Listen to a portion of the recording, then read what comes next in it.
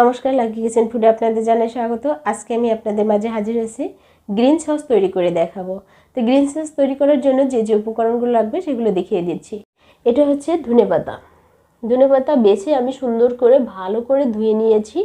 এটা হচ্ছে পুদিনা পাতা, পুদিনা পাতাও ভালো করে বেছে ধুয়ে নিয়েছি। এটা হচ্ছে লবণ।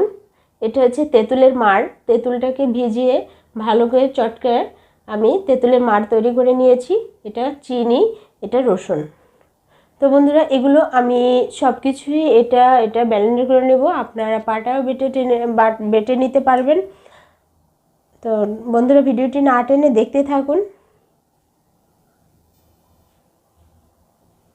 তো বন্ধুরা, আমি ব্লেন্ডার করার জন্য এখানে ব্লেন্ডার নিয়ে নিয়েছি। এইভাবে করে ধনেপাতাগুলো দিয়ে আমি ব্লেন্ডার করে নেব।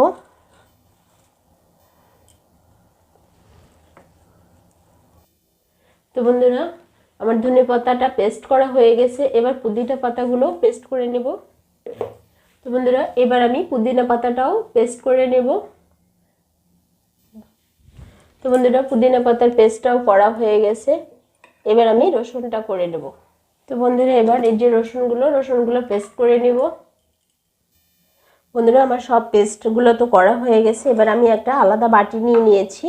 এই যে ধনেপাতা নিয়ে নিলাম, এর এক বাটি ধনেপাতা পেস্ট। এটা ধনেপাতার পেস্ট নিয়ে নিলাম। এবার এর মধ্যে নিয়ে 2.5 চামচ পুদিনা পাতার পেস্ট দেব।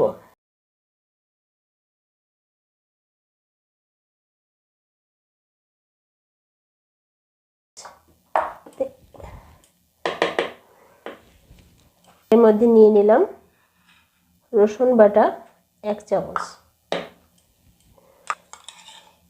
তেঁতুলের মাড় নিয়ে নিলাম 2 চামচ,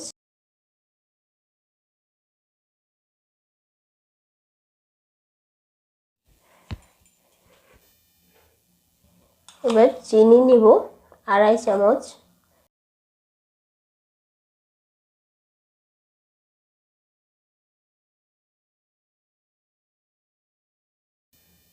দিয়ে দিলাম স্বাদ মতো লবণ।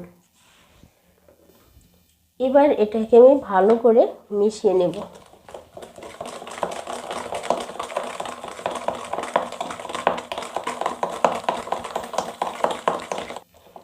তো বন্ধুরা, আমার চিনিটাও গলে গেছে। তো আমার গ্রিন সসটা তৈরি হয়ে গেছে। দেখেন কত সুন্দর একটা কালার।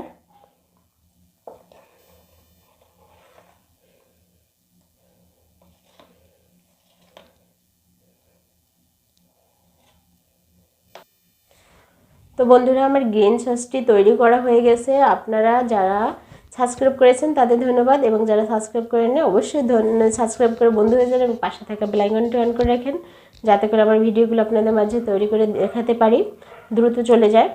আর আপনারা এই সসটি যে কোনো যেমন পুরি, সিঙ্গারা দিয়ে খান, অনেক মজা পাবেন। এভাবেই পরিবেশন করুন।